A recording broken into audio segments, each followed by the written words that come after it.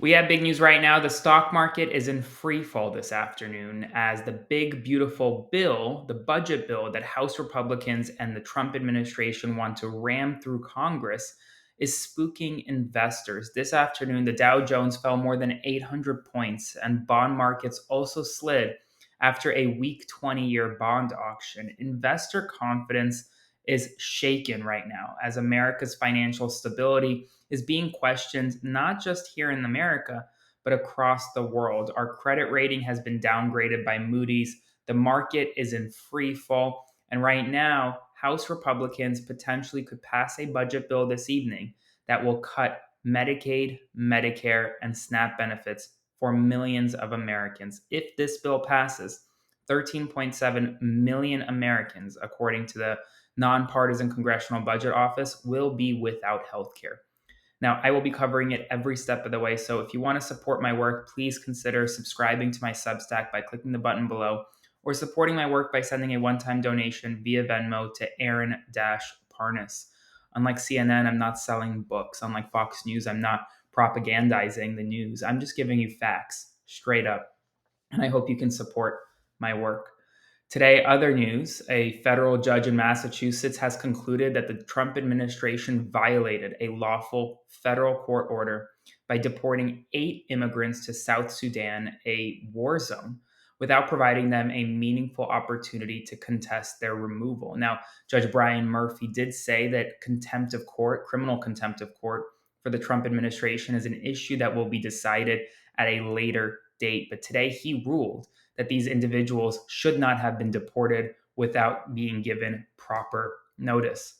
Meanwhile, alarm bells are going off within the Pentagon as critics say that Pete Hegseth may have violated a critical First Amendment. Essentially, if you didn't know, today he held a monthly Christian-only prayer service at the Pentagon Auditorium, held by the Secretary of Defense, Pete Hegseth, during official working hours. These services featured his personal pastor, who has publicly praised Donald Trump as a divinely appointed leader. Hegseth is known for his Christian views and his opposition to women serving in combat roles. And well, now he is bringing Christianity, bringing his personal pastor to the Pentagon, and allowing taxpayer dollars to be spent on prayer services. That has major First Amendment implications, major separation of church and state issues. Now, Donald Trump has summoned Republican holdouts to the White House this afternoon to address internal party divisions over the big, beautiful bill. Right now, there are several Republicans who just will not vote for it. Many of them are Tea Party or House Freedom Caucus Republicans. They're further to the right. They want more cuts. And while right now they're not voting for the bill, and Donald Trump has called them to the White House, likely to pressure them to get them across the finish line. Nike is planning to increase prices on many of its products, possibly starting as early as this week. In addition, there was complete chaos within the White House Oval Office today as South Africa's president met with Donald Trump for a bilateral meeting. And while there were some key moments during this bilateral meeting, first, a reporter asked, "What will it take for you to be convinced that there is no white genocide in South Africa?" The president of South Africa responded, "I can take that. It will take President Trump listening to the voices of South Africans." Trump, visibly upset, interrupted, "We have thousands of stories talking about it. Turn the lights down and put this on," and proceeded to show a video that was just completely baseless and not factual.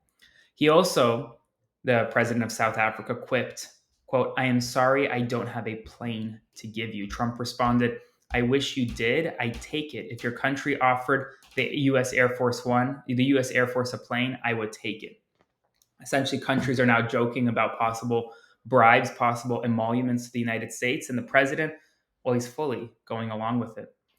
Today, the Pentagon announced that it has officially accepted a $400 million Boeing 747-8 luxury jet from Qatar that will serve as a temporary Air Force One just for Donald Trump.